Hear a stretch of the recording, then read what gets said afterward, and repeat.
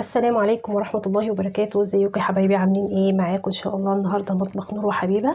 هنعمل مع بعض حلوى سهله وبسيطه، مش هتاخد مننا وقت ولا مجهود، وكمان بامكانيات ان شاء الله هتكون متوفره عندكم في كل بيت. هتنفع لاولادنا كده بالليل مع كوبايه شاي بلبن، وهم بيذاكروا كده، تبقى حاجه كده، حاجه حلوه خفيفه وفي نفس الوقت هتكون مغذيه ليهم.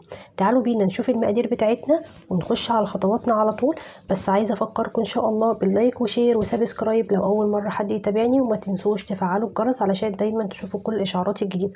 يلا بينا نسمي الله ونصلي على الرسول صلى الله عليه وسلم، ونشوف المقادير بتاعتنا ونشوف طريقه التحضير. اول حاجه ان شاء الله معايا 3 كوب دقيق، معايا كمان معلقه كبيره خميره، عليهم معلقتين سكر كبار، ومعايا كوبايه لبن دافي، ومعايا معلقتين زبده على معلقتين زيت، وطبعا معايا فانيليا، ومعايا بضايه. دي كل المقادير بتاعتي اللي انا هحتاجها في الحلوى اللي احنا هنعملها مع بعض. هنعمل ايه يا ترى النهارده مع بعض؟ هنعمل كرات الدوناتس بوبس. هنعمل مع بعض كرات الدوناتس بوبس، سهله وبسيطه جدا، مش هتاخد منك اي وقت خالص. يلا بينا كده نشوف طريقه التحضير بتاعتنا. انا هنا معايا السكر والخميره، بسم الله.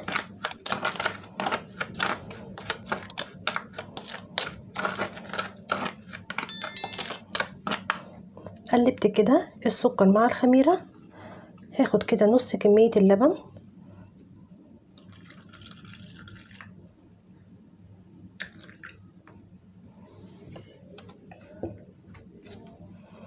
وابدا اقلب كده.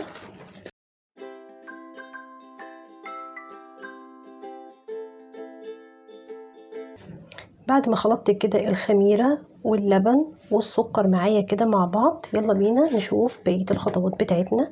انا هنا معايا الدقيق بتاعي، هنزل عليه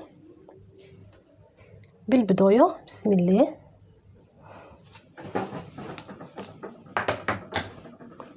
طبعا ما ننساش رشه الفانيليا، ممكن فانيليا بودر لو مفيش فانيليا سايله. هنزل كمان بمعلقتين الزيت على معلقتين الزبده. المكونات بتاعتي كلها على بعض، مفيش حاجه قبل حاجه خالص. وادي الخميره واللبن والسكر، بسم الله الرحمن الرحيم. هبدا اخلط كده كله مع بعضه، واللبن بتاعي ده هنزل بيه شويه شويه لحد ما تلم معايا عجينه طريه. العجينه بتاعتي مش محتاجه عجان، مش محتاجه اي مضرب كهربائي ولا حاجه، كله كده على ايديكي بكل سهوله ان شاء الله. هتعملي الكرات البوبس معانا، هتطلع معاكي حلوه قوي قوي ان شاء الله. سمي الله كده، صلي على الرسول، وكل حاجه ان شاء الله وبامر الله بتبقى حلوه. زي ما انتم شايفين معايا كده العجينه بتاعتي لسه مفروله، يعني هي كده عايزه معايا سوائل تاني. بسم الله الرحمن الرحيم. زي ما انتم شايفين كده انا بنزل شويه شويه بالمواد السائله بتاعتي. هبدا بقى كده دلوقتي اشيل الاسباتيوله بتاعتي، وابدا بقى اعجن بايديا علشان احس العجينه معايا اذا كانت عايزه سوائل او كده استكفت خلاص كميه السوائل بتاعتها. بسم الله.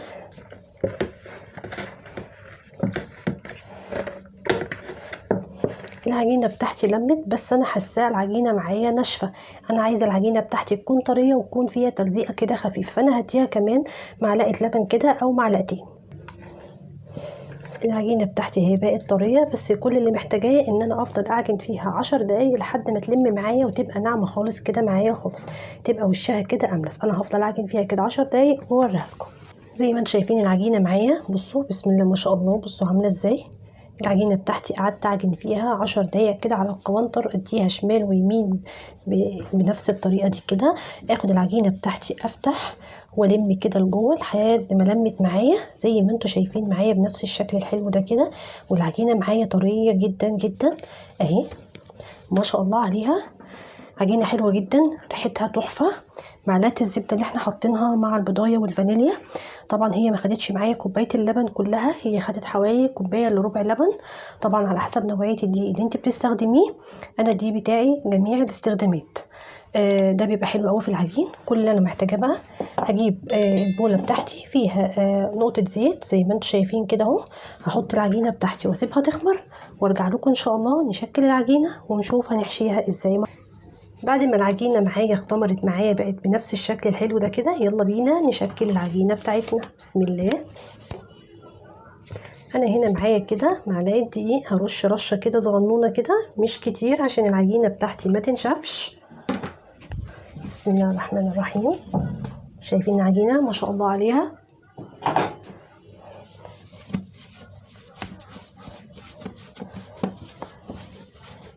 خدي العجينه بقى بتاعتك كده واعمليها كده رول كبير. خدي العجينه بقى بتاعتك كده واعمليها رول كبير. بسم الله. وابدأي بقى خدي كده كويرات كده صغنونه، ضميها كده على بعضيها، يعني بحجم كده الليمونه الكبيره شويه بنفس الشكل ده كده. هبدأ بقى اكورها كده، هكور كل العجينه معايا بنفس الشكل ده كده وبنفس الحجم ده كده. خلي ايدك دايما ميزان ونظره عينك تكون ميزانك. بعد ما اخلصها كلها ان شاء الله واكورها هسيبها كمان ترتاح 5 دقايق ونرجع ان شاء الله سوا مع بعض نحشيها. بعد ما كورت العجينه بتاعتي بنفس الشكل اللي انتوا شايفينه ده، وكمان جهزت الحشوه بتاعتي. انا هنا معايا بديل النوتيلا، او تقدري ان انت كمان تستخدمي اي نوع شوكولاته خام بتحبيها، او الشوكولاته اللي هي بتاعت الشركات اللي بتتباع في السوبر ماركت. هتقدري تحشي بيها الكرات الدوناتس بوبس معايا. اي حاجه من دول هتقدري تستخدميها، او لو عندك جناش شوكولاته عاملاه في البيت هتقدري بردك تحشي بيه. يلا كده بينا نسمي الله وناخد كده معايا اول كوره. زي ما انتوا شايفين معايا، بصوا العجينه بتاعتي مغطياها بكيس بلاستيك علشان ما تنشفش معايا. بسم الله. مش هنحتاج نشابه ولا اي حاجه خالص، بايديكي كده وابدأي افردي كده الكوره بتاعتك بنفس الحجم ده كده، وابدأي بقى انزلي بالحشوه بتاعتك في النص كده. بسم الله. اسهل حاجه هنا في الحشوه كده بنفس الطريقه دي معايا كيس حلواني لا اما كيس تلاجة. ابدأي بقى خدي كده قفلي. بسم الله. قفلي كويس قوي على الحشوه من جوه عشان لما تيجي تستوي معانا الحشوه بتاعتي ما تفتحش وما تطلعش من بره الكوره بتاعتنا. بنفس الشكل ده كده، وابدأي خديها كده على الكاونتر ولفيها علشان تاخد معاكي الشكل الدائري. اهو الكوره بتاعتي اهي مقفوله زي ما انتوا شايفين اهو بالمنظر الحلو ده كده. هيبقى كمان معايا الصاج بتاعي مرشوش رشه دقيق، هحط عليه الكوره بتاعتي علشان هسيبها كمان ترتاح حوالي 10 دقايق علشان لما نيجي نسويها سوا مع بعض. هعمل معاكم كمان واحده.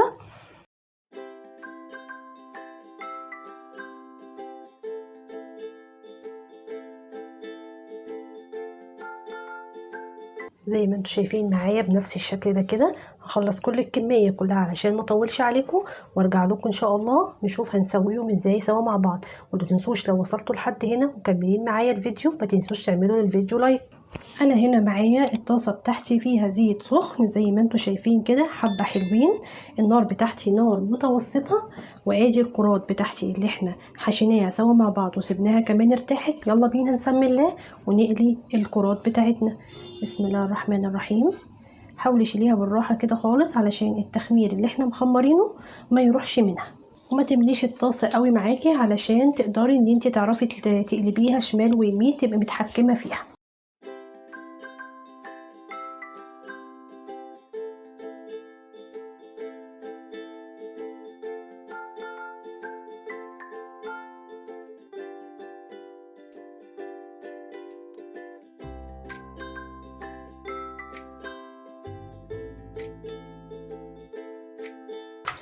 زي ما انتوا شايفين معايا بنفس الشكل الحلو ده كده واللون الجميل الذهبي الحلو قوي بتاع كرات الدوناتس بوبس معانا.